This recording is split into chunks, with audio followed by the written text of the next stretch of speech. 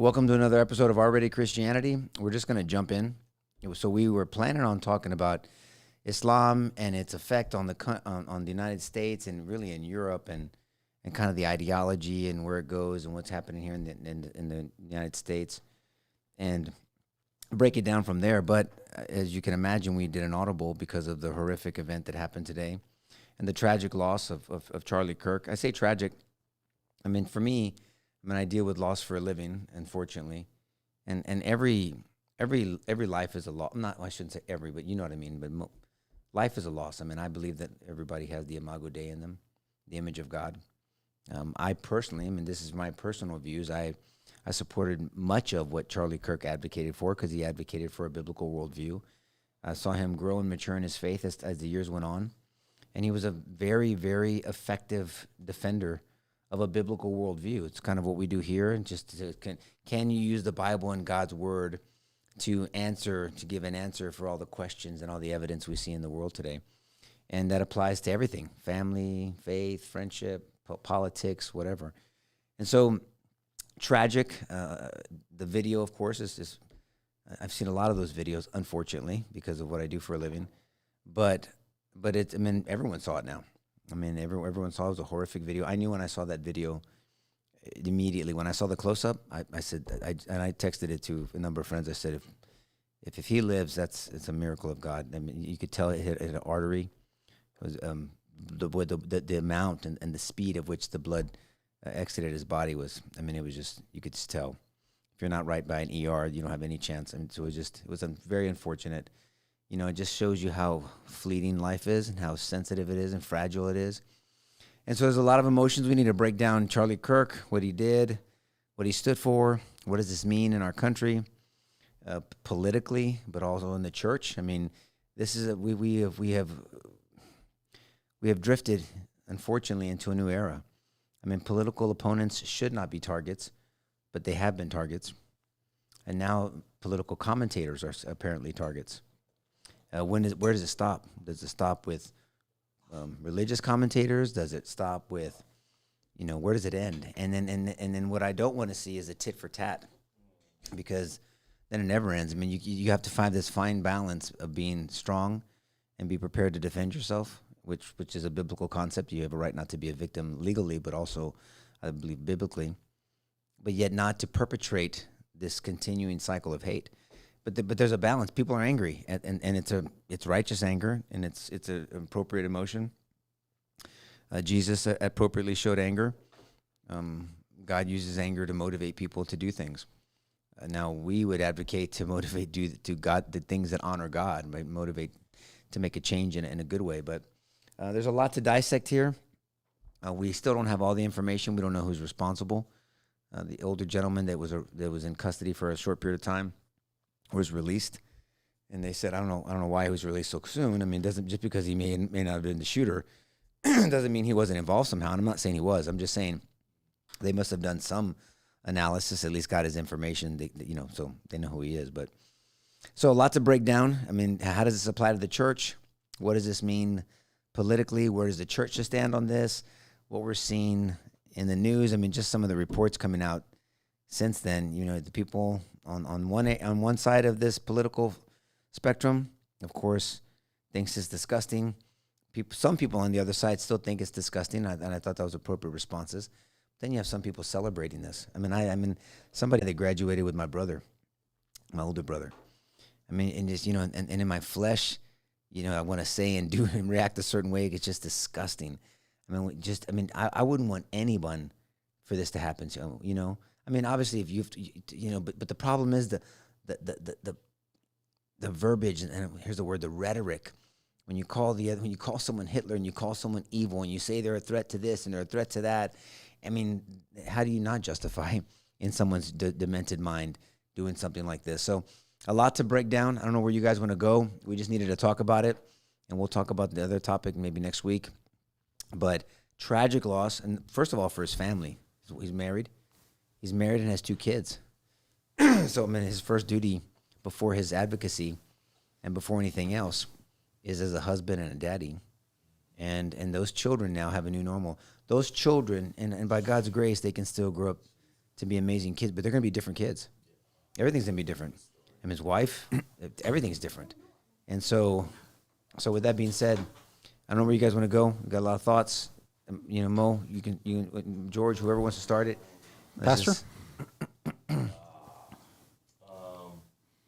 Yeah, I'm probably going to be short and probably toss it to you, George, in a little bit. I just, I'm a little bit more weary and hesitant to speak into things this so soon. I'm just, some people are really great with words and processing. I mean, in real time. I mean, people are putting out things already, and I'm just like, thanks for helping me put language to this. I mean, I'm talking about, you know, Christians. I'm talking about like good faith people speaking exactly to what you just said. But I mean, this is a real conversation that I'm just processing out loud. So it's just gonna be more of raw thoughts than it is trying to have, you know, the right answer for everything. And it's disgusting, disturbing.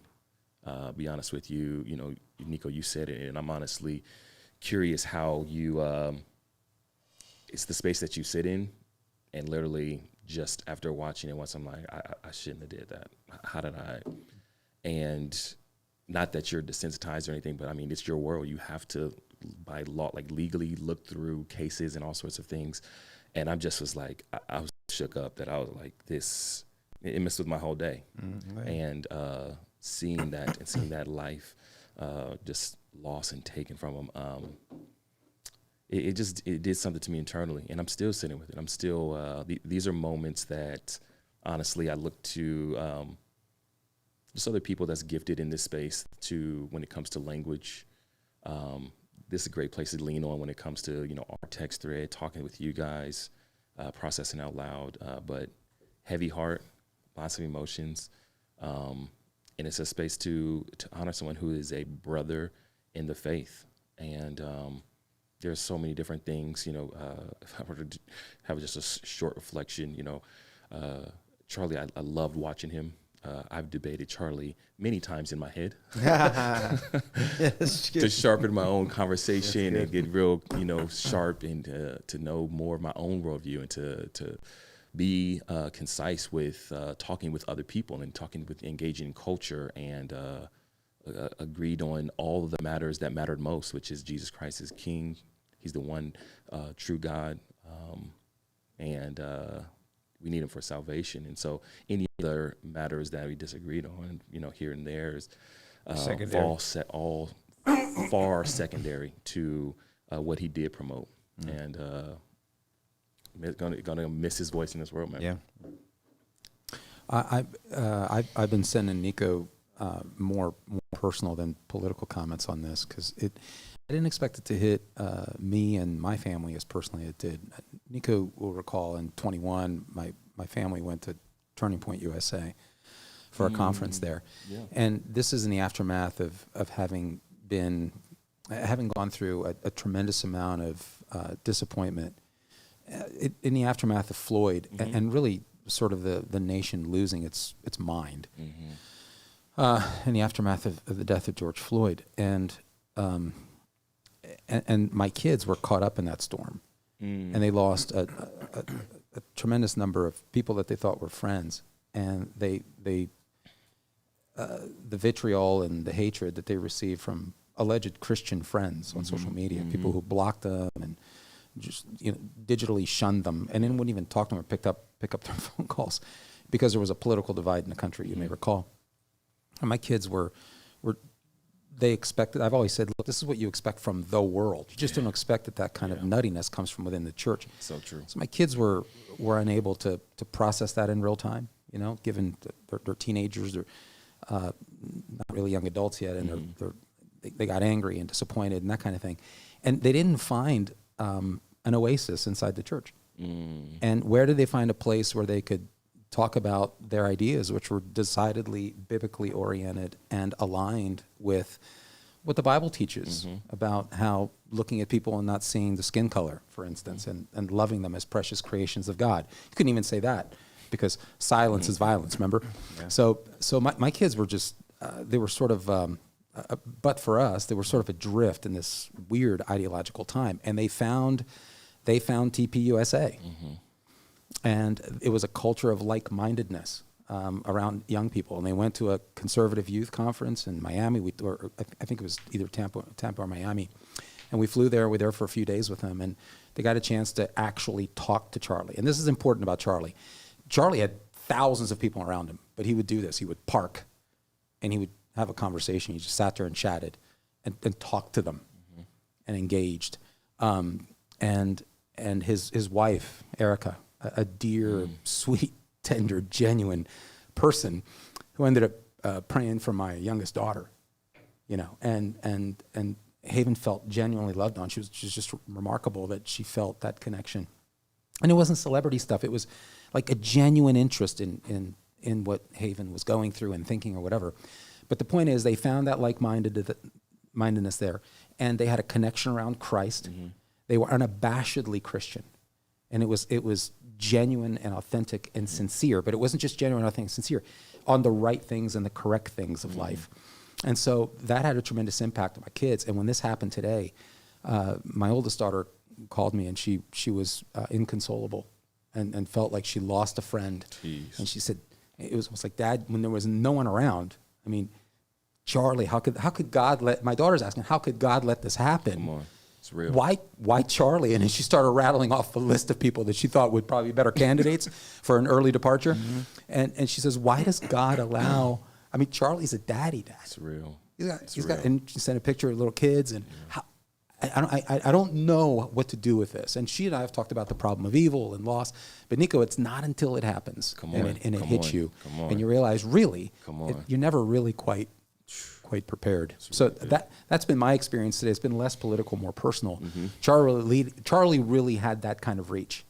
He really did. He was a political potentate. He knew how to exegete the culture, and he knew how to connect with kids in ways in universities that the best apologists really just can't do. He just had that connection. It was like he was born for it, to start doing that at age 18 and 19 and create this monumental organization to this day that is enormously effective. And he welcomed it. And the way he was with my daughters and my son, that's how he is with everyone. He's warm. He's just that guy. But he's also, Nico, he's that intellectual samurai. He was prepared. He had answers. He knew how to debate. He did it calmly, effectively. What a loss. So this has been a hurricane of emotions today, and I'm still processing that. So I shot a bunch of stuff at Nico here. He just let me do it. Yeah. But I really, it's been very difficult to process all of this. I just think he's an enormous loss. May the Lord be with his family. Well, that's the key. I've dealt with loss, obviously, with my brother passing away in a traumatic way, and I walked outside in the driveway to him laying under the carport with my mom oversight and seen him. And so that's in my head, right? And so, and you've heard me talk about that how many times over the years, right? It's new every time. Yeah. But then now everybody saw that, everybody saw it. And what hurts me for his kids is that this will always be etched. This will be somewhere for them to see. I think like that. Jesus. I know what I saw when I walked out to that driveway. I know what my brother saw. I know what my parents saw. I know what I helped clean up.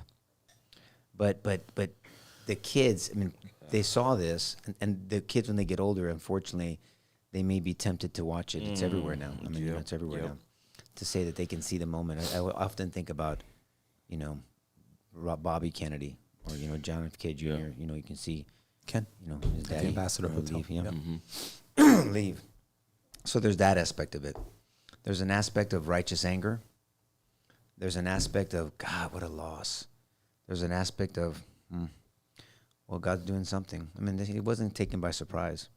It's not like God woke up this morning and said, Charlie's going to have a great time at Utah University. He's going to advocate for me. He's going to be faithful. Oh, what happened? I didn't see that coming. I mean, obviously God saw it coming. And here's the hard part for us all. He allowed it for some reason.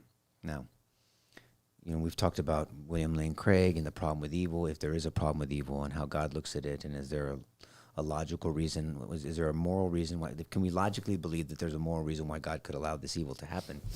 Meaning that down the road, could God use it? I mean, look, you've heard me say how many times that I wouldn't change my brother's murder? Yeah. People don't understand that. I wasn't there the next day.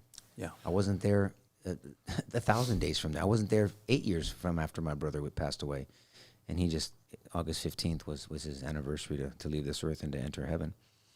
You know, so I don't know how long it's going to take, and everyone's going to take it differently. And thank you for sharing that personal story. It feels personal to you because you've seen the effect he had on your kids. I mean, I didn't meet him. I didn't connect yeah, with him. but you can see it's palpable, right. right? You see your kids, and when your kids hurt, a parent hurts, regardless of the reason why. I mean, you want to take it away from them, and so for me, I'm thinking politically it was a huge loss. I think he was a better apologist for Christianity than most pastors. That's right. You know, and but then on top of all of that, for me, I'm thinking of his precious wife and those two Yes. children that they don't understand.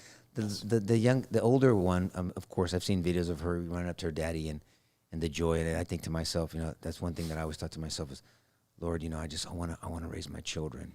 You know, he had to have prayed that too, but he also had to have known that the war zone that he walked into. Yeah. I mean, he knew it. I mean, he's had the security for a reason. Yeah. A lot of these people do. I worry for our country. I hope this is not 1968 again. Yeah.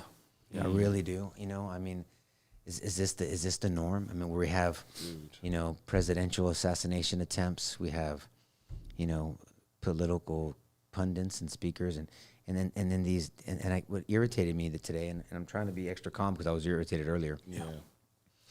You know, he's a polarizing figure. Well, so was Jesus. Yeah. Right. What does that mean? Who gives a shit about being I mean, aren't we supposed to be polarizing? I mean, Matthew 28:19 is a pretty polarizing statement. You know, I mean, Jesus saying, "I'm the way, the truth, and the life. No one gets to the Father but John." Very. I mean, that's polarizing. I mean, it's exclusive. I mean, Anytime you tell the truth to people who don't want to hear it, sure, it's you're polarizing. So, I mean, there's people on the left that are polarizing. Okay, but we're allowed to be polarizing in this country. We're supposed to be. I don't want my kids growing up in a country that you can't share your thoughts and you can't have honest, passionate discourse and debate and push back on each other. And you have to worry about shit like this.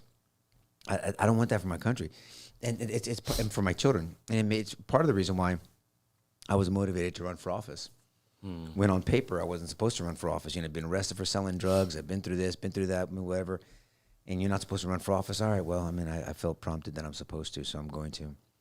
But it was a reason why I wanted to get into the arena, because I wanted to make a difference. I wanted to use what God has given me and opportunities to make a little difference.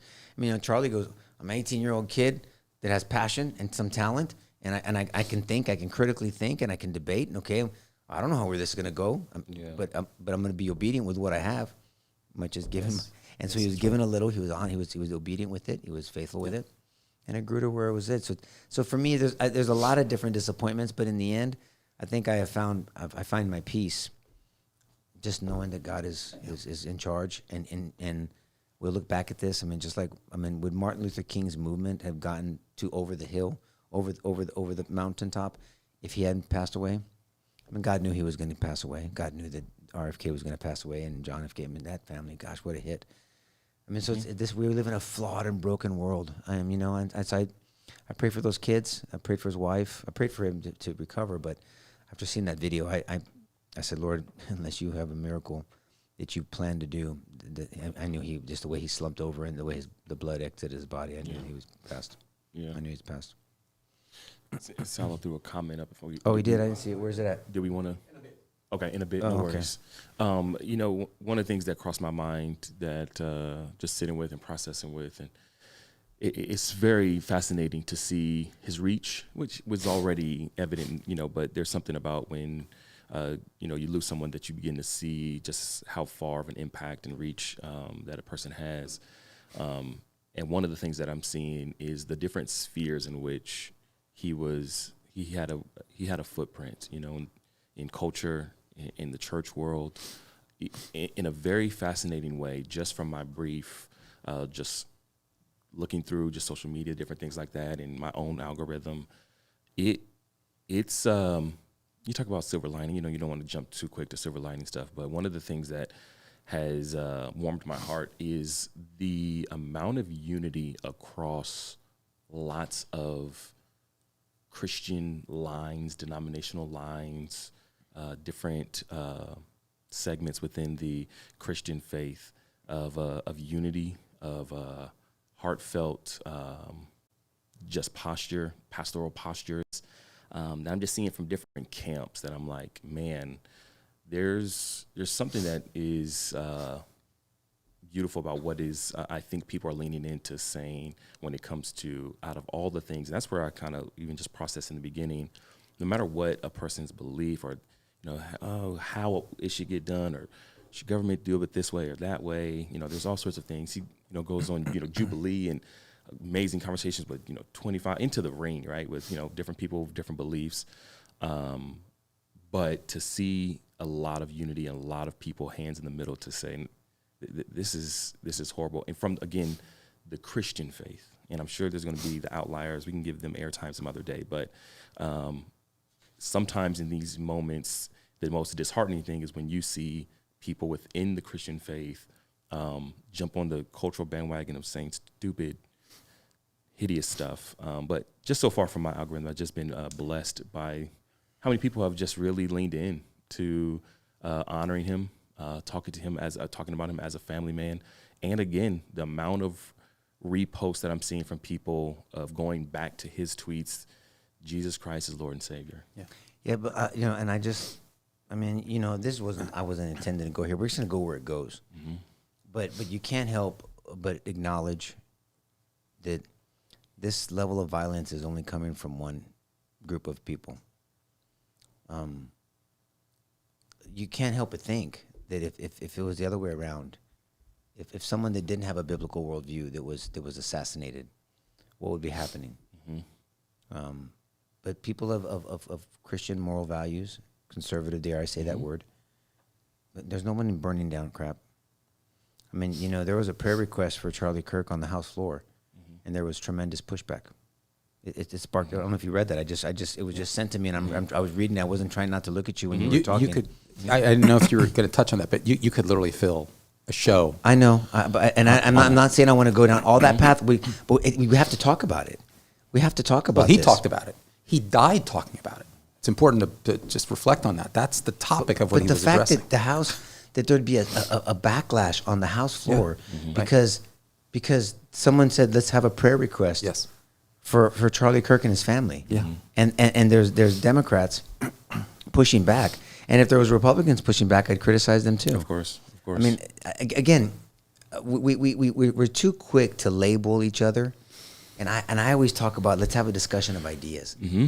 My ideas are biblical ideas. I politic, I campaign for heaven. 2 Corinthians 5 says I'm an ambassador for Christ. Mm-hmm. Is it Philippians 3:20 or 2:20? That says our citizenship is not here, right? And so we're supposed to be advocating for our home country, which is heaven. Yeah. And we're in a foreign land, and as ambassador represents a home country. I mean, we represent heaven. We're supposed to, at least, and we're supposed to correct, encourage, and rebuke, right, with great patience and careful instruction. And you can't ignore this. I mean, because what they're pushing back mainly on Charlie, and again, I agreed with most of his political stances because I think he pushed most of his political stances through a biblical lens. Yeah. So I agreed more with the Bible stance than political stance, but my politics are biblical. So, potato, do whatever you want with that. I don't give a shit. But so so to me, the pushback also was against his biblical worldview. Mm-hmm. I mean, now they don't even have the suspect, by the way. They had a subject. And they released him, by the way. So nobody's. So the assassin is still out there. Still out there. So there's a lot. Yeah, there's a lot there. Yep.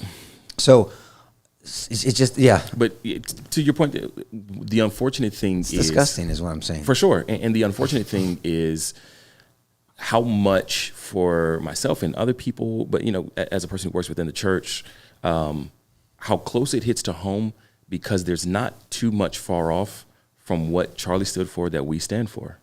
So what makes it in the world that we live in today, or that I would assume that I or anyone else is exempt from standing on biblical worldview, biblical values, and people getting so upset by it to the point that there is not political violence, faith-based violence. Well, it's not far. And not at all. I mean, it's not far. I mean, and you think about I mean, because this has a chilling effect on people. For and sure. So, and the effect is to shut people up. And you would the do eff- it in broad daylight like that. What would make you not do it in a crowded church setting where you would have access like nobody, like no other, to someone? You guys even see how sometimes we do things at our own church, and walking close to the altar, you're not far from it, with all the security, right? I mean, because he had security, we have security, like all the things, but to embolden somebody to the point that in a world of, the public discourse and the ideas, to the point you can't argue your idea, to the point that you have actually decided the only way that I can combat an idea is with violence. Because they don't want to have an idea. They want to shout you down. This is how George says this all the time. He's more educated on this than I am. This is how totalitarian works. That's a set of ideas. There's a set of ideas. Not all ideas are the same. And so because they don't want to debate ideas with you, they have to shut you down, cancel you, shut you out, take you off this, ruin your sponsors or whatever, or take your life. Yeah. And that's the way. That's how it works, because they can't win in the arena of ideas to debate those things. I mean, I'm looking at a picture right now. It was from the event today. And, and I've seen too many of these. I've seen too many. At the Bible study, I say this often: are we prepared to stand before the Lord? And now we can go back and watch this on video. I'm looking at him just talking to the same crowd, not knowing that moments later he was going to step into eternity. Moments later, and now we can see, like I've shared with you guys, the Bible. At this moment, it's going to happen. Here it comes. Here it comes. He's going to drop the microphone, and there it is. And so we appreciate every moment? Do we take advantage of every moment to glorify God in what we do? It's the truth. And are we ready to stand before the Lord, our King, who we claim to? But I hope, what I'm hoping for, Mo. I'm hoping that the church gets pissed off, because if they don't think that this is an attack on biblical worldview, Oh my goodness. I mean, then go back and stick your head in the sand. But I really hope that the body of Christ, I hope that the Big C church gets righteously angry, and gets bolder, because that's how you combat things like this. You get bolder. You don't cower back. You can't. You say, okay, Lord, for whatever reason, you knew Charlie was going to go see you and go home, and you allowed it. For whatever reason, and I'm not putting Trump in the same category as Charlie. He's not a good advocate for Christianity, but I think he's changing over time. And I hope he's saved. I don't know. I'm not here to say it. I have very little doubt that Charlie was, right. Yeah, for sure. Especially if it's for sure. open up. But what I'm saying is for whatever reason, the Lord said no. Trump's got to stay, and Charlie's got to come home. Yeah. And why is this going to spawn off 15 other Charlie Kirks?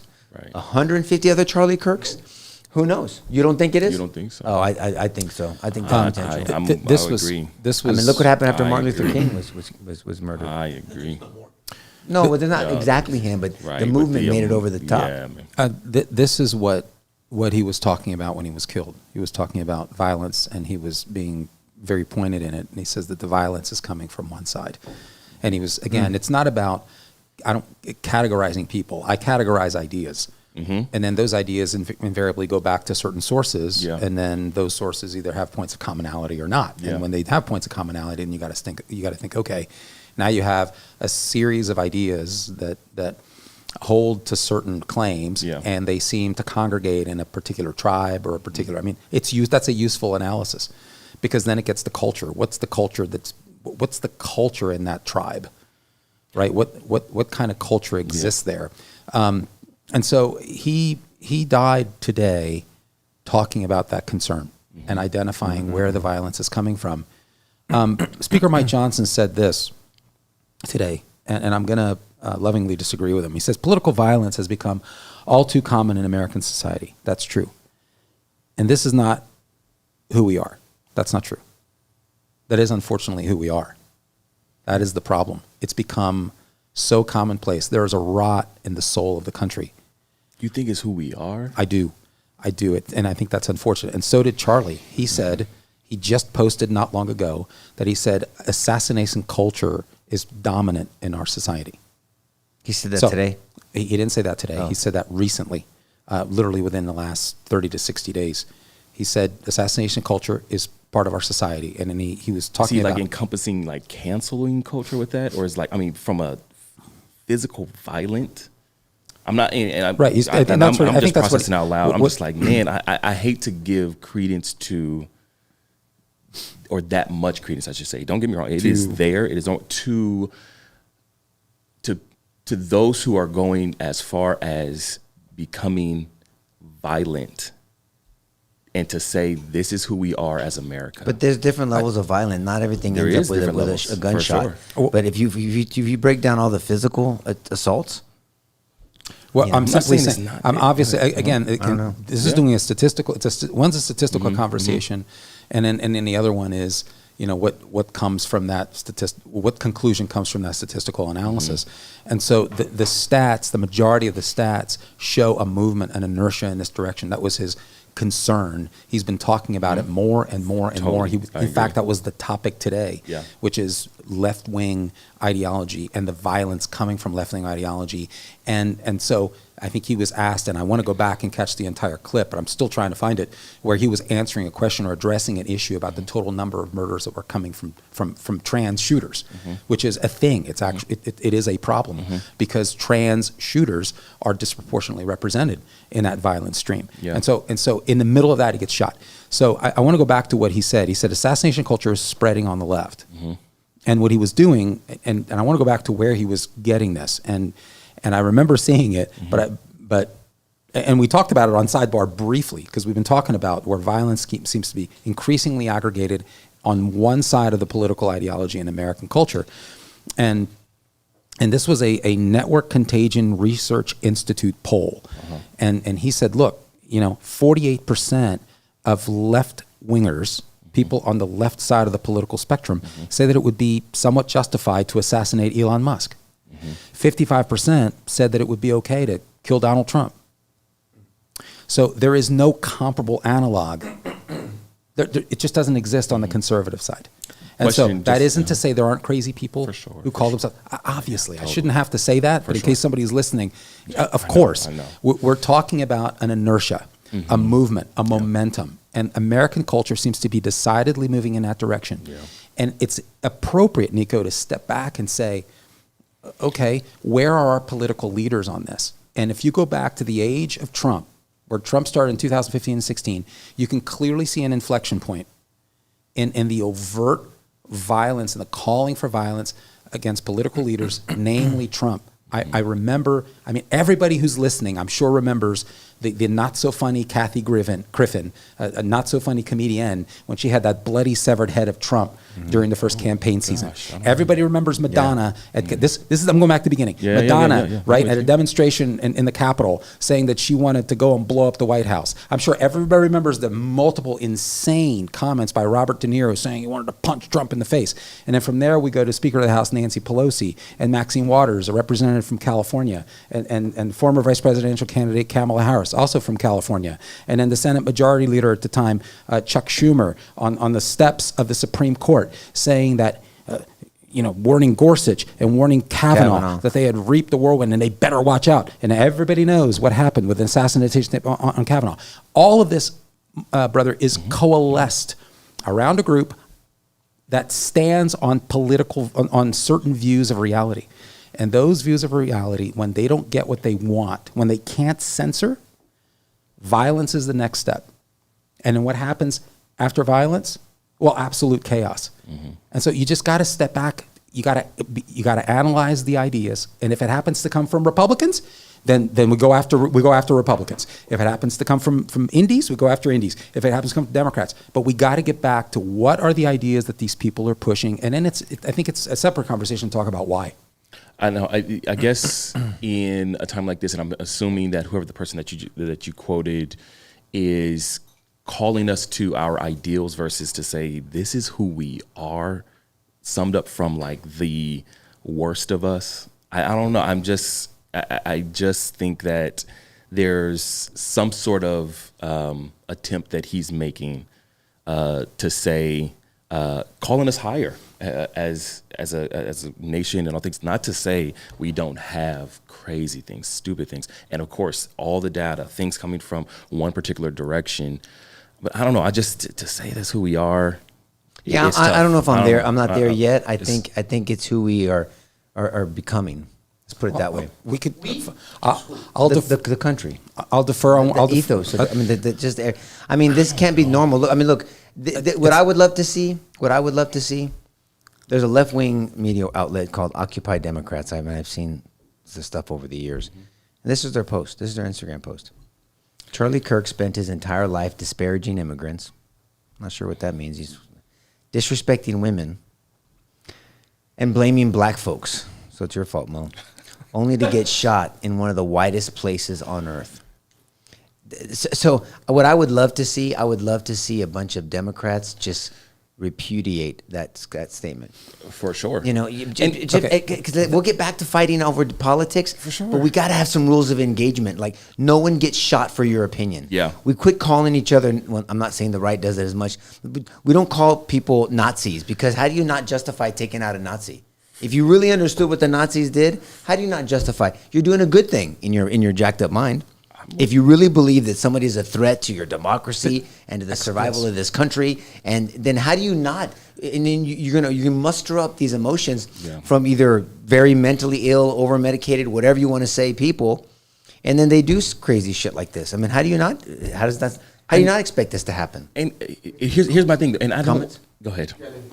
Don't forget your thought. All right. And I'm not the bigger man. The absolute rage I felt. I'm not. Say their names. Oh, Max Moxley. I'm not the bigger man. The absolute rage I felt. I had thoughts of hurting the human that did this. It passed. Will God's hands holding me? His hands are on us all now. It's true. Look, we can have righteous anger. We're not called to be doormats. We have a right to defend ourselves. We have a right. We absolutely can do that. Mm-hmm. But at this point, what God does not call for is revenge. 100%. I mean, Jesus kicked some people's asses in the moment. He didn't go out seeking revenge, and he told them, Father, he modeled forgiveness. Now, he didn't say there weren't consequences. For sure. He just modeled forgiveness, knowing that in the end, and what Scripture says is no one gets away with anything. Yeah. That's the part that I've rested my hope in, is that nobody gets away with it. So Vince Capone. Vince Capone. Yeah, I know Vince. Who will fill the Charlie Kirk void? I don't know. America, the nation, has lost a huge presence of truth and connection for the people of all ages, especially the youth. My heart hurts for his family. Yeah, you're right. You're spot on. And when you talk about just from a historical standpoint of things too, it's crazy to see, and at the same time, how much we've seen young disruptors. When you talk about, again, I'm not talking about faith-based things. I'm talking about people pressing in a direction. When JFK, Martin Luther King, Malcolm X, like very young people, again, different views, different stuff, but to have a voice rise up and in some way, somehow say, we got to shut that down, to a Charlie Kirk, to an attempt to various amount of people. And it's at young ages, you just think about the trajectory of Charlie 40 years from now, this guy stay on that same path. I mean, it was potential endless. So but so much happened. I mean, I would just say that it's not we haven't seen this. So I guess the only thing that sparked my mind from reading that comment was it's so unfortunate. I mean, to the life of Jesus, of course, nobody's in the same category if I have to say that, but a person with a disruptor, a revolutionary sort of ideas that people did not like, and from government, all the things didn't like, and all the things shut them down, killed them. But I say that to say, man, we have seen this story before, and there has been people who have been galvanized to a point where it's never going to be another Charlie Kirk. But when it comes to people who are going to be emboldened in their faith, on their campuses, the different things, I think there's going to be a large legacy from Charlie. I'd like to lovingly push back, if I may. Yeah, please. I don't. Nico brought up RFK. I go back to JFK. The assassination of political figures. What we have never seen before, and this is truly unprecedented. I think it deserves a little bit of a different analysis. I think from everyone, and You saw Democrats and Republicans come together in the past against the wipeout of a political figure. That has been, I mean, in John F. Kennedy, in RFK, in Martin Luther King, we had a united front. Okay, you can go back to Ronald Reagan, for instance, praying for his recovery. You had Democrats and Republicans who were holding hands through that process. And you're saying we don't today? So I'm just asking. No. Processing out loud. No, but it's an important question. Yeah. That was my way of saying I want to jump on that question. That's an important question, and you saying what happened today. So what you see is a loose condemnation of senseless acts of violence. Okay. That's me not what you mean. To flesh it out for me, what you mean? Where is the condemnation of this act against Charlie Kirk? Where is the strong condemnation of this? And recognize they need to take responsibility. You can't have your leaders sitting idly by while their constituents are destroying and pillaging and killing and assassinating, because this isn't new. This goes on and on and on. I can give you lots of examples. Sure. If Nico gave me the time, I promise you I could fill your ear. And they're decidedly coming from one side. You have political leaders who don't condemn it. The Annunciation Catholic School, I want one Democrat that condemned it to this day. I just literally, a couple weeks ago, you have people who are working the campaign of high-profile Democrats like Alexandria Ocasio-Cortez, Julia Salazar, a representative from New York. She's running a campaign, and a 27-year-old woman is on social media telling people to go kill people at a school because there's lots of Jewish people there. AOC did? This is a campaign worker from both of these individuals. Not a peep from them, not a single peep. Yeah. We had, and you remember this in 2020, we had mass pillaging. We had people who were killed. We had people who were hurt. We had billions of dollars in damage. We had hundreds of demonstrations across the country. Where is the one Democrat? Because these were constituencies of the Democrat Party. They were the Black Lives Matter movement, and they were Antifa. Where is there one Democrat who stood forward to say this is completely unacceptable? We need to watch the shit that we're saying that is giving people a kind of license, that's sort of validating their rage so that they can take it to the next step and start hurting their neighbors. In other words, some introspection from our leaders, for goodness sakes, that say, I own some of this.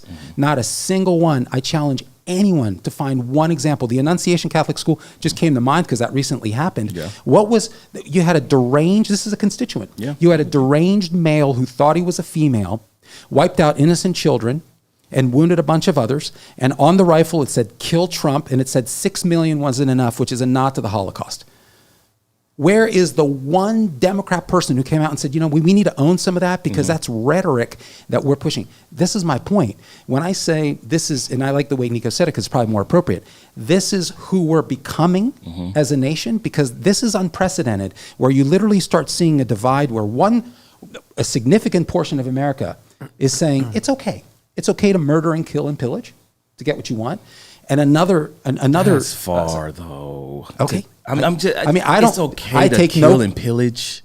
You've got a decided majority of Democrats who think it's okay to assassinate Elon Musk, to assassinate Donald Trump, and you have additional polls, and I'm happy to rattle them off, that say, coming from party, that say it's okay in order to achieve political gains or political agendas or objectives, that it's okay to wipe out your neighbor. And I believe what you're saying. And I don't know if the poll asked it in reverse, right? So I don't know if they polled and said, "Hey, do you believe, I don't know, Biden, Kamala, somebody else should get shot or whatever it may be?" I don't know if the other side. I'm not here to play both and. I'm just saying I'm more so getting to a point where to use the language of going in direction a particular side saying it's okay to pillage and kill.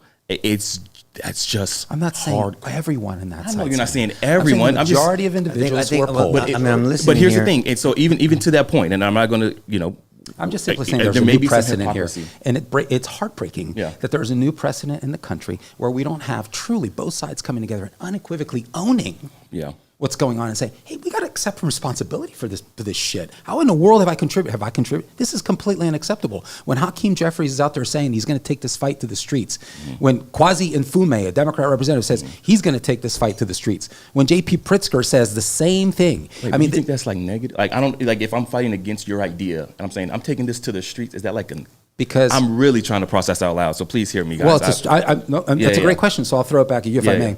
What does a fight in the street looks like? Because everybody knows what a congressional fight is. Everybody knows what a constitutional fight is. What does a fight in the street mean to you? Because I don't know that there's a lot of flexibility, but maybe I'm being too harsh. And maybe I'm being too liberal. I didn't interpret it when I heard. No, seriously, when I heard it, I didn't interpret it as, "Hey, let's take up arms. Let's go get them." I'll answer what I think of it.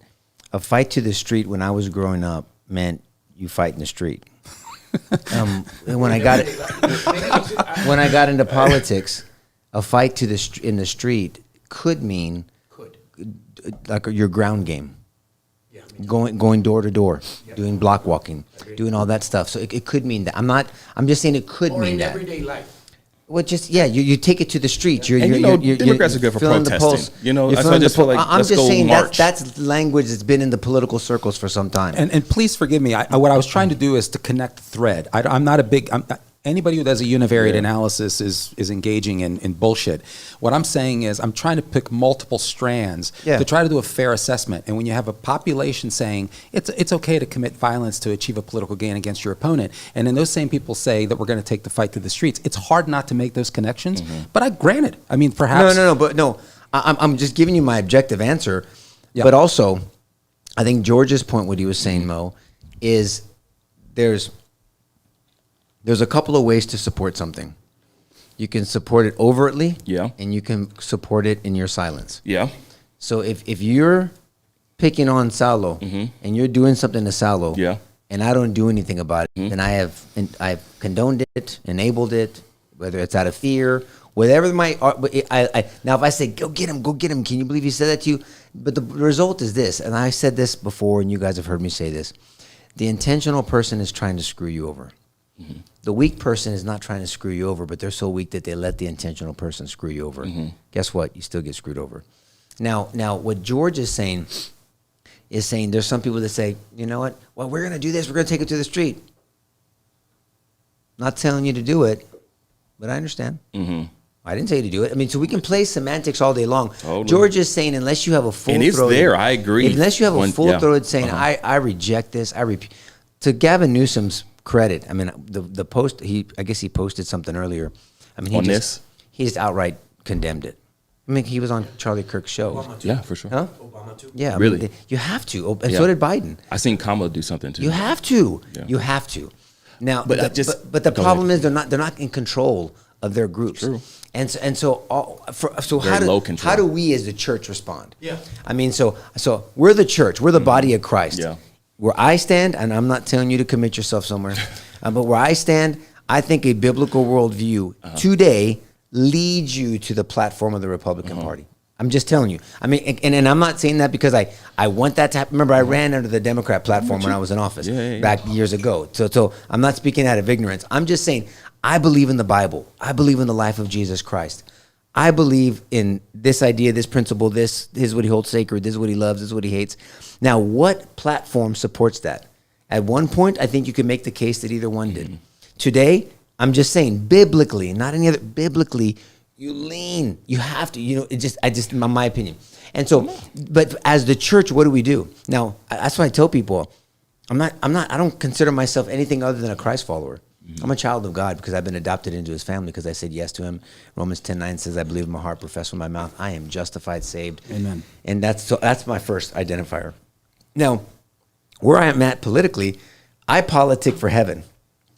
Whichever one of you two fools accept heaven and accept the Bible, I'm with you. Yeah. If it's both of you, okay, great. Convince me on the small, minute stuff that you don't want to pick out from the Bible. That's kind of where I've approached this right now.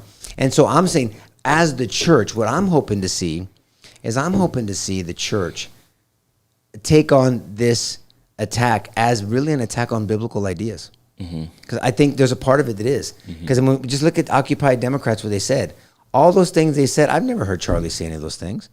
He has on women. I mean, he elevated his wife.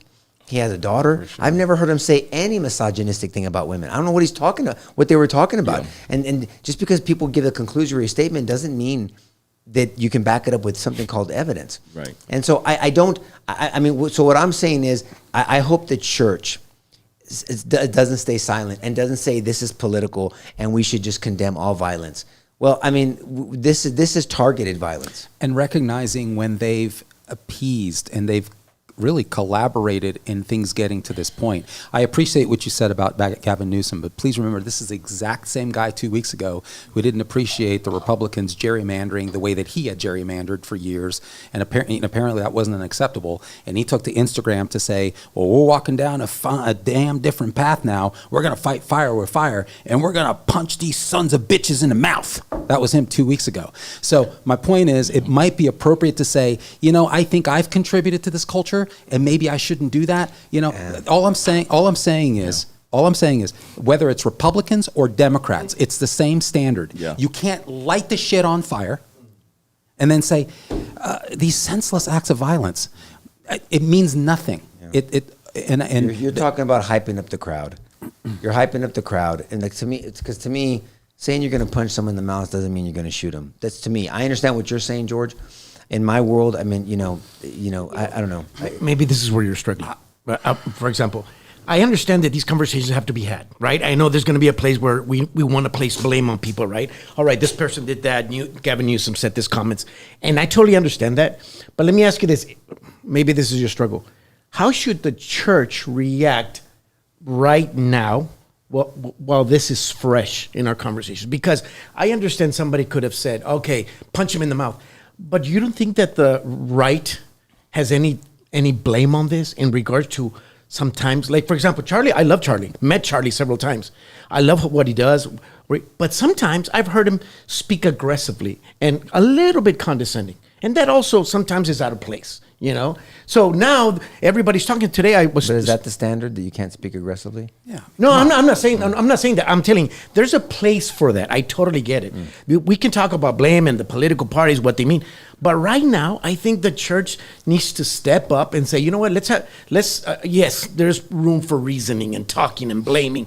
But I think right now, there's got to be a shift that the church responds a little bit different, more than political talking points. Like what? Like just a conversation. Like what? Say we should pray? Yeah, also, that works too. Well, of course. I think that works too. Of course we have to pray. But pray and do what? I mean... Like right now, I'm not talking about... I'm talking about, like, next week we'll continue fighting. But like right now, like tomorrow he calls me, and what happened to Charlie Kirk? And then, because he was an asshole. How should the church respond to somebody like that? But Salo, I think, with love, I think you're missing the point. The point is that the issue here is that the church has been out of the game, not even involved, not interested, really entirely emasculated.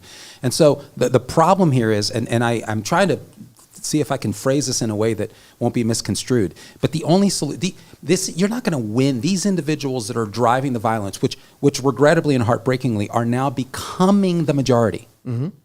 These individuals, I mean, if the polls are to be believed, these individuals aren't going to win a conversation around ideas.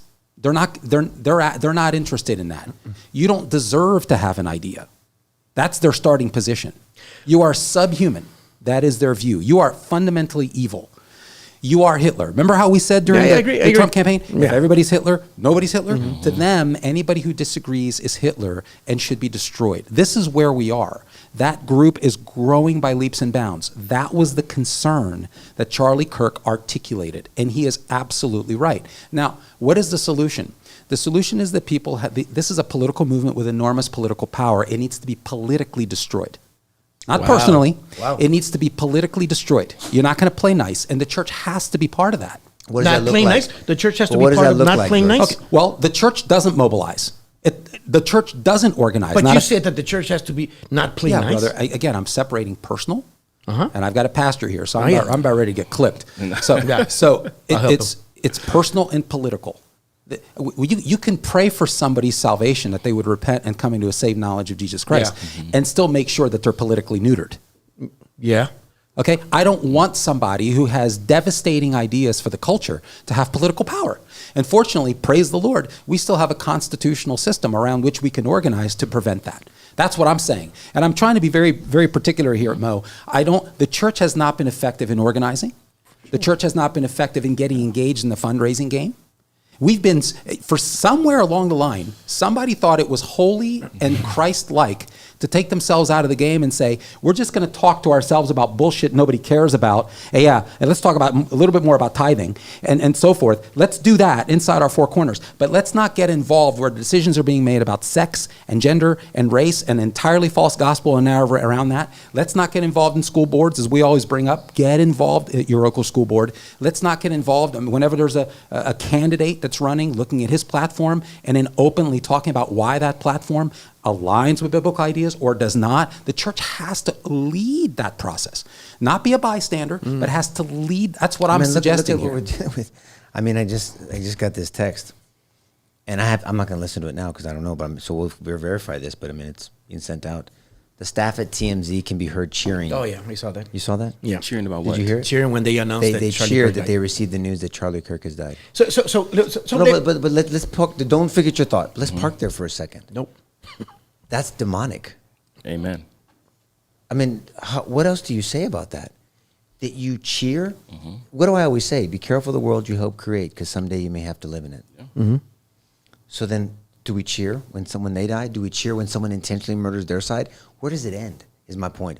How did Martin Luther King respond to this? How did Christ respond to this?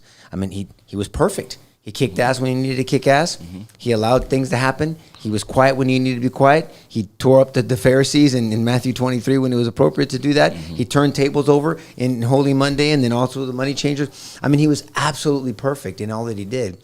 He obviously was Messiah. But I'm just saying, this is demonic. I mean, and I'm not that dude that overuses that word. There's some dumb dicks out there that everything's demonic and there's a bad spirit behind every rock. And everything's demonic and you're dumb. Okay, whatever. I mean, I'm not that guy. Yeah. This is demonic. This is when, I mean, think about that. How do you, let me tell you something. There are some people that that were my opponents in politics. So I take this is personal to me. That were hoping that something bad happened to me. Dare I say they tried for things. I'm not saying physically, but I'm talking about professionally, try to go after my law license. I mean, just lied about me, hoping that this happened, try to lie to get me in this and that. Just all lies, complete lies, obviously. And if they were to sign a waiver, I'd break their fucking jaw. Sorry, cover your ears. I mean, I'm just saying, if you signed a waiver, I mean, it's in the flesh, But if any one of them were to call me right now and say, can we put our differences aside? I need help. Anyone at this table would tell me if I wouldn't go. And he's been saying that for years. I would go. Years you've been saying that. And you know what my prayer for these people are now? I don't pray for them every day. I don't even pray for them every week, but I've prayed for them. And my prayer has gone for not only that, Lord, please allow them to have a supernatural interaction with you so they can be saved. I'm praying for their salvation. And then I took my prayer to this. And Lord, if you see fit, use me in fishing for them to you. So not only am I praying for them to be saved so I can see them in heaven, I'm praying that if God sees fit, use me to draw them to you. That keeps my heart pure. I'm the same dude that if they walk in my house or they want to meet me somewhere, whatever. I mean, I'm not saying that I'm going to do that anymore, but I'm just saying I'll defend myself. I have no problem doing that. Yeah. But my posture, my heart posture has to be for their salvation. Yes. It has to be. Totally. And it doesn't mean that I'm a doormat. It doesn't mean that there's no passivism in Christianity. Saulo, I didn't mean for you to forget your thought. But I'm just but this is demonic. This is so evil when people are cheering. And if I heard that any one of my political opponents before you know what my first thought would be? I'm thinking of 5 people right now. 5 people right now. I am. You know I am. You literally is. I promise you I am. And if I heard that this happened to any one of them, it would grieve my heart. 1,000%. And you know what I would say? 1,000%. I would say, God, I hope they gave their life to Christ before they left this earth. That's all that would be in my mind. That's all that would be in my mind. Yeah. And so that's a shift. That's a do not conform to the patterns of this world. Yeah. But be transformed by the renewing of your mind. Romans 12:2. It's a different view. So this is very deep. So Saulo and George, what is the churches? You're asking a question, but then what's the answer? So where should the church advocacy. be? Advocacy I think everybody is where I'm should coming from. be. Look, you remember Bonhoeffer? you appreciate Dietrich Bonhoeffer and his story. Let me just summarize it the way that he would say it. And Mo, you may have read this. I'm paraphrasing, but he basically said, and he gave an illustration. He said, "Look, if you're on the wrong train, going in the wrong direction, it doesn't help if you walk from the front to the back with the hope that you can make a difference." And so we're on this train, and there's a shit ton of people, and the reality is we must take the truths about America's founding, which are Christian-oriented. The truths about the Declaration, our founding documents, the aspirations of the Constitution, the convictions of the founding fathers, which were decidedly Christian in influence. We need to go back to those foundations and perhaps use them more effectively, teach them to our people, and use them as an apologetical tool to then convey truths of the gospel with all our fellow passengers on this train. That's my point. Our advocacy has been wanting. I'm not saying there aren't pockets of excellence. I'm saying as a whole, the church is not united. And I've got to give one big credit to left-wing cultural authoritarianism. Big kudo. These people know how to organize. They do. They're organized. They're well-funded. They're aligned. They want to protest. There's 200 buses coming on in with all kinds of people. That's been verified. The church is well-endowed. We're well-resourced. But we are not aligned on priorities, and I think it's going to, and to the extent that we actually get involved, we're getting gutted from the inside. So I'm worried about that, genuinely. I'm promoting advocacy as well. Well, Mo, and what are you promoting? And you're probably promoting what? Praying for people? Talking. I'm joking. The things Yeah. Praise, that grace, we'll take prayer. like I It's understand praying you. what? Like the other day, every conversation can be. Sorry, let me. You want some more pieces? I don't think every conversation needs to become political. And I understand there's political things that we need to do, but I think we're failing on the approach. It's great. I understand these conversations need to be had, yes, but I think the approach is all messed up where we're at. When I talk to people, I'm like, God, tell me, help me what to say, when to say it, and how to say it. Sure. Because one or the other is going to mess up the other, right? So I like what I'm saying, yes, those conversations have to be had, but I think also our approach is affecting how effective we are. What I was asking, right now, this just happened. And then we're going to get, okay, so let's keep fighting. Oh, let's keep fighting. Let's keep arguing. You believe this, I believe that. I don't think right now that's the moment to do that. This right now, with this situation. That's what I was asking. How should Christians react having these conversations? Because yes, we need to have that conversation of whose fault it is. But I don't think not right now while this is happening. Jesus talked about scriptural truths in the context of political and societal and cultural realities. He didn't just say, well, let's talk about that later. You know, I know you're starving right now. I'm not going to give you a sandwich, but let me talk to you about Deuteronomy. No, he fed somebody. He met the need. He addressed the issue. Need, yes. Right. And so we can walk and chew gum at the same time. That's simply all I'm proposing here. But sometimes the need is changing our approach. I think that's also important. Brother, or for the sometimes first just 30 shutting minutes up. on this show, for the first 30, 40 minutes, we didn't say one political thing. So we recognize that this was a human tragedy. Yeah, but the reality is, therefore what? But there's something going on here. Are you saying that the church is not involved in politics? I'm saying that the church is not involved. Either is not or should not be involved in politics. No, it needs to get more involved. Okay, even more so. And I agree. And whether it's overt or but no matter what, we have to talk about the ideas that shape politics. Yes. Because remember, and look, I don't know why people get so uncomfortable. Mm-hmm. Politics just means a set of ideas advocated by a group of people to affect the lives of others. That's what polity and politico, and that's what it means. A set of ideas.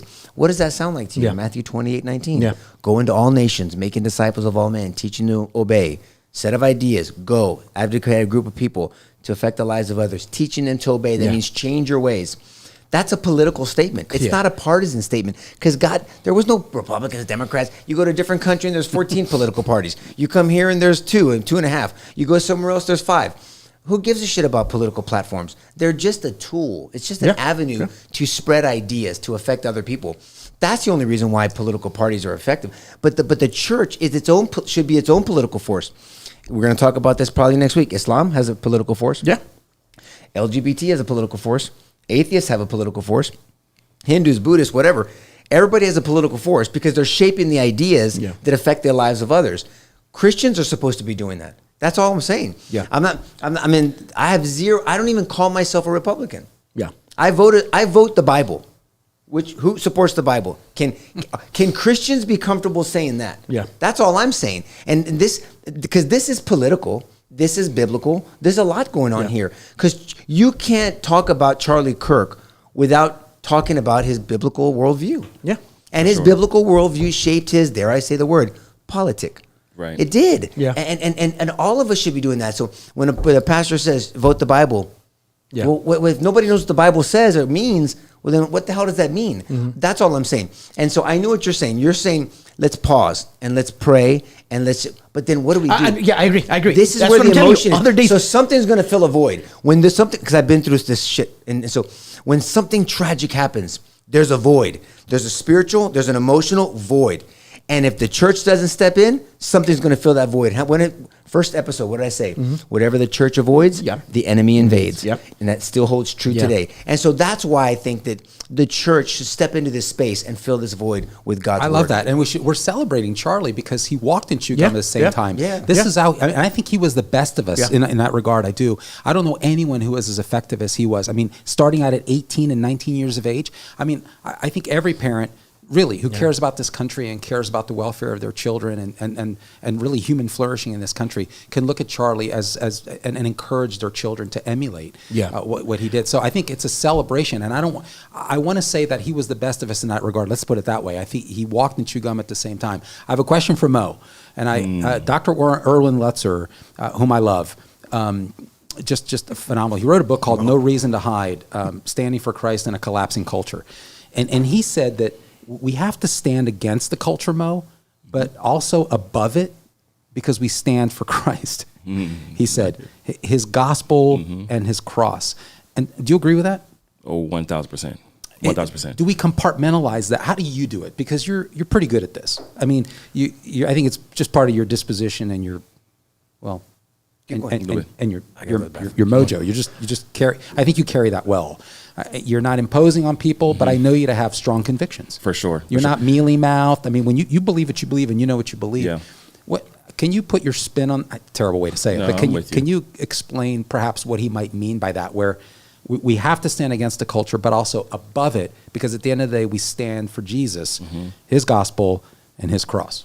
Well, I think it's something that calls us higher. I'm a big fan of there is an alternative community, an alternative way that that Jesus Christ has called us to become.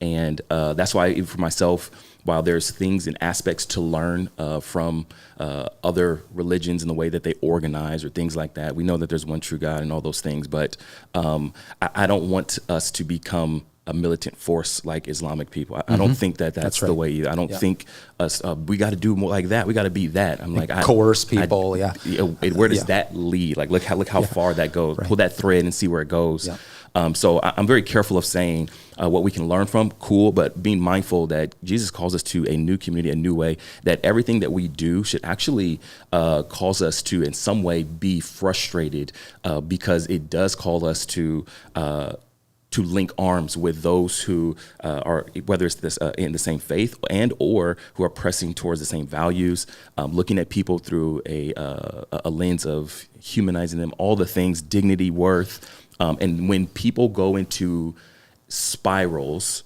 where you are now becoming and looking more like the culture, and this is what I think we are called to be a distinct community. Yeah. And at some point, no matter whether you're pundit, whether you're podcast, all these things, there should be someone on your side that says, I hate that he's taking this posture.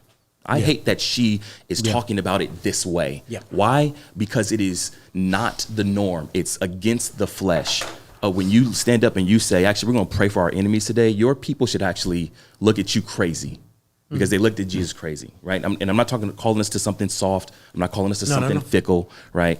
So when we say standing against culture but above it, there's a dying to self, a higher standard that Jesus calls to, and it's just like this way of life is not easy when we don't get a chance to gossip, when we don't get a chance to feed into our flesh of becoming like the worst of us or the other side, or becoming, again, it doesn't even have to go into a violent thing. When you just become more of a soundboard of just culture where there's nothing distinct This is why I think there was something that about Charlie walking a line where he can have moments dibble and dabble here of, sarcasm, posture, this and that. But there's things about him that continue to center him. Yeah. Well, Jesus modeled this. This is the worldview. Jesus modeled this. Jesus modeled this. And to the point where he would sit down with other people. There was a point where there would be embracing of other people. So when it comes to what the church looks like and fighting and different things like that, again, Charlie was in the trenches. I just think there's a great model that we have there. And it doesn't look like a militant force. It doesn't look like some, right? Again, I think it's everybody important. knew Charlie Kirk as a great debater, and I love him debating in the schools and what he did. But there's 2 videos out there that people wanted to debate with him, and he just communicated the gospel. There was moments where he stopped the whole debate and said, "Let me tell you about who I am and why I need a savior. I'm a flawed man." Those moments are so powerful, and I think we need more of that. Yes. More so than, let's say, where we disagree and the political moments like that. 1,000%. And I also think that it's also spiritual when you sometimes we're just quiet and listen to the other person and have a different attitude towards them. Shutting up is a wonderful spiritual act at times. Nico, because Mo articulated what Dr. Lutzer may have been communicating when he said, we need to stand against the culture, but at the same time we need to stay above it, because we stand for Christ, we stand for His gospel, we stand for His cross. I want to follow up on what he said on that, and I'd like to get your thoughts on it, because people are looking for meat and potatoes. Maybe you can help. Totally. As the church, he says, we cannot ignore the cultural battles around us, but at the same time, we must stay above the fray, preaching the gospel to both parties. For when we give an account to God, He will not ask about our political affiliation, but rather about what we did with His Son, Jesus. We must say to everyone, regardless of their political views, quote, Republicans, Democrats, Independents will all find themselves under the eternal judgment of God unless they take refuge under the protection of Christ's righteousness, for only He can save us from the wrath to come. End of quote. I think Charlie, I think he walked that well. I mean, he was 31, for goodness sakes. Talk about being a good steward of the precious little time he had. And I guess what I'm saying personally is that I think he walked that well. And we need to see more of it. And we need to see more of it in the church, coming out of the church. That's all I'm proposing. And I think we're kind of behind the 8 ball. Yeah. And we talk about it every week. I'm a big fan of more, don't get me wrong. But I think that we also have to, when we take the wins, when we can get it, of Charlie is a product of the church.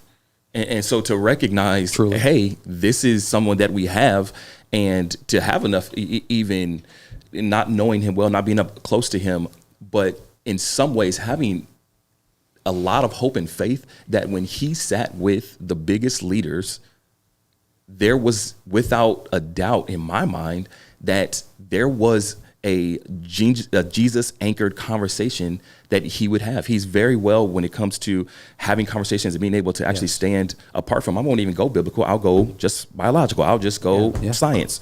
But there's something about him that I think that when our world leaders, anybody who sat with him, all the different things, there was a consistent conversation of his faith. And so I just think that that's important. I think that's, again, always room for more. But I also think in the West, dude, we got to be careful. I mean, not careful, but if we follow money from churches, things like that, there's a lot that goes into politics. There's a lot that funds. I believe the church got Donald Trump into the White House. There's a huge portion of us when it comes to, so just again, while there needs to be more, I'm always one bias working within the church to make sure, hey, there's a lot of people who had the White House come in toward their church, come and give Donald Trump words, all the different things, to space of, you can track it back to Bush, all the different things. There's dollars. You can track it back to Obama. Black church funded that brother big time. So I'm just saying, politics, whether it's what you want or don't want, church has a big portion of finances and backing of people they want to see in politics. And I'll just say that it's there. We're talking graciously about Charlie because he deserves to be, honored For in this sure. time. He wasn't perfect. Obviously, no one's talking. I'm not going to talk. He's perfect. I disagree with a lot of some things. Not a lot. His style at times. I think to Saulo's point, because I've found myself in text threads criticizing the way I wish he didn't do this or whatever. But overall, I think a force for good, and it's sad 1,000%. to see. I think it's sad to see some of these reactions and some of the rejoicing of of how, number one, without any regard to his children. Although you could say, although I passionately disagreed with his ideas and actually his approach, totally. I feel for his children right now. man. This is not a time for political bantering. Let's just, even if you're not a prayerful, let's send our thoughts and good wishes to his family. Whatever they want to say, just say that. Have some temperance. Have some self-control. Go back to taking your shots later on. But we've lost that. And I think we're seeing Yes. the moral rot in our country. We're seeing this. This has exposed it. We'll see more as time goes on. But if you're a prayerful person and you're a Christian, Christ follower, the Lord's in this thing. Pray peace over his wife. Comfort over her. That she's comforted by people around her. She's going to have a lot of people around her. And right now, believe it or not, after the shock of all this, this is going to be the easiest part for her. Because at some point, everybody's got to go back to their life. And this is going to be a long memorial service, meaning they're going to honor him. There's going to be a big memorial service, and it's going to be appropriate, and all that stuff. And all this attention is going to be the easy part for her. And then one day, everybody's got to go back to their lives, and she's going to have a new normal in her life. And that's what we need to pray for. And then those children growing up, that the Lord guides them and leads them and steps in as the eternal daddy that he is for them. And so we bless them and we pray for them. We pray for our country. I pray for the church. I pray for the division. I pray for the anger and the vitriol and just the evil that we've heard. And what part can you play in trying to amend that and speak truth in love courageously? Don't cower down. Pray for the Lord's protection, but also just don't cower down. God bless you guys. Have a wonderful week. Bye-bye.